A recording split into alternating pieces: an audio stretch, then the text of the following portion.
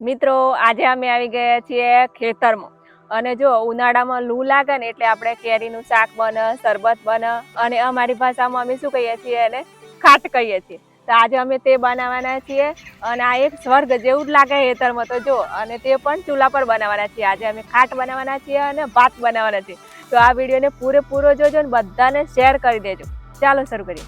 સૌ પ્રથમ આપણે શાક બનાવવાનું છે એટલે શું જોઈશે? કેરી. તો આપણે પહેલા ઓબા પરથી કેરી તોડી લઈએ. ચાલો, જો આપણે ઓબા તારા આવી ગયા. હવે ઉપર પેલી કેરી દેખાય છે તો પાડીશું. જો આ બે કેરી ઉપર દેખાય ને તમને, એ આપણે પાડવાની. બે કેરીનો ખાટ તો બહુ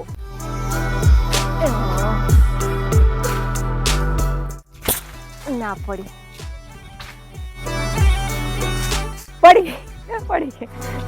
એક પડી. જો મોટી કેરી હે ને,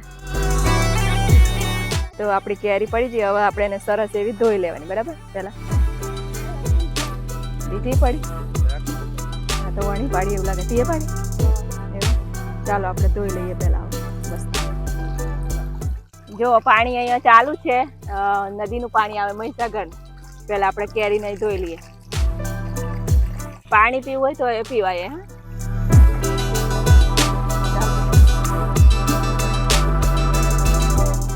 જો પહેલા આપણે કેરી ધોઈ લીધી. હવે આપણે એને છોલી અને મસ્ત એવો ચીતરીઓ કરી અને પછી બાફવાની.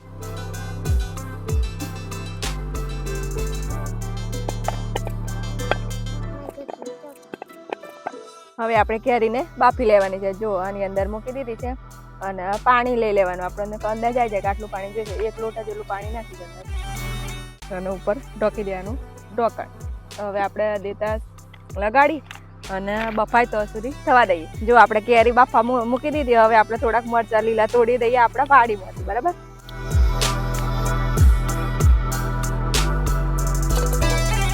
જો કેરી બફાય એટલે આપણે લસણ અને લીલા મરચાં વાડીના તોડી લીધા અને વાટી દઈએ મસ્ત. જો મસ્ત આપણે કેરી એવી બફાઈ જઈએ. હવે આપણે એને કાઢી લઈએ બહાર અને પછી આપણે એનો વઘાર કરવાનો. જો મસ્ત કેરી ચીતરીઓ બફાઈ જાય. હવે આપણે વાટકામ કાઢી અને પછી વઘાર કરવાનો. જો આપણે કદામ તેલ મેળ લીધું. હવે લસણ નાખીશું, જીરું, પછી આપણે નાખીશું લીલા મરચાં અને લસણ. જો આપણે આમાં હળદર, થોડું ધાણા જીરું અને આપણે થોડુંક જ લાલ મરચું નાખી અને અત્યારે થોડુંક જ મીઠું નાખી દે. જો મસાલા એટલા મસ્ત નીકળ્યા, એટલી મસ્ત સુગંધ આવે ને ખેતરમાં. હવે આપણે આજુ નાખીશું કેરી અને તેનો રસ.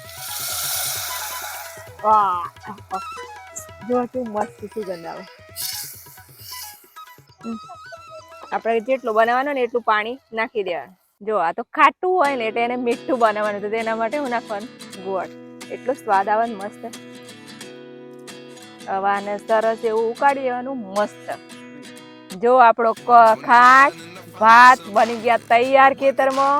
અને જો લગભગ કલાક 1.5 કલાક જેવો સમય લાગ્યો અમારે ખેતરમાં બનાવતા. અને એટલી બધી ભૂખ લાગી ને તો પેલો હવે ચાલુ જ કરી દઈએ. જો બધું નાલ દીધી હતા થોડું ખાવાનું. અમારે કાકી આવ્યા તો સાલ લેવા અને સંદીપભાઈ આવ્યા હતા અને દર્શી આવી હતી.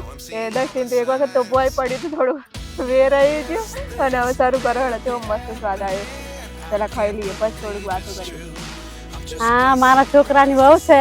બહુ મસ્ત ખાટ બનાવ્યો. અમે ખાટ કહીએ ગુજરાતમાં. તે બહુ જ મસ્ત.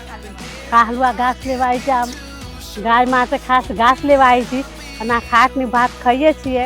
ગરમીમાં ખાટ બહુ જ ગમે. તો આપણે દક્ષાબેને જે મસ્ત ખાટ બનાવે છે ને ચોખા બનાવે છે, જે પદ્ધતિસર, જે ગામડાની જૂની પદ્ધતિ રીતના, તો આજે અમને બોલાયા છીએ તો અમે આવ્યા છીએ અને આ મસ્ત રીતના એક ખાટને આ ચોખ ભાતનો આનંદ લઈ રહ્યા છે. બહુ જોરદાર છે. તમારે જો ટેસ્ટ લેવો હોય તો આવી જાઓ ખેતરમાં.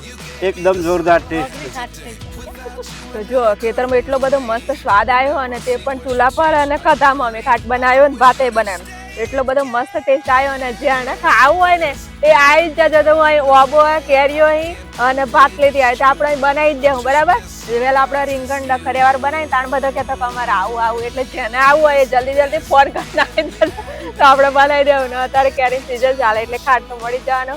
તો અને આ વિડીયો કેવો લાગે કોમેન્ટ કરવાનું ભૂલતા નહીં અને લાઈક પણ જરૂરથી કરજો. અને ફરીથી એક નવા જ વિડીયો મળીએ. Bye bye.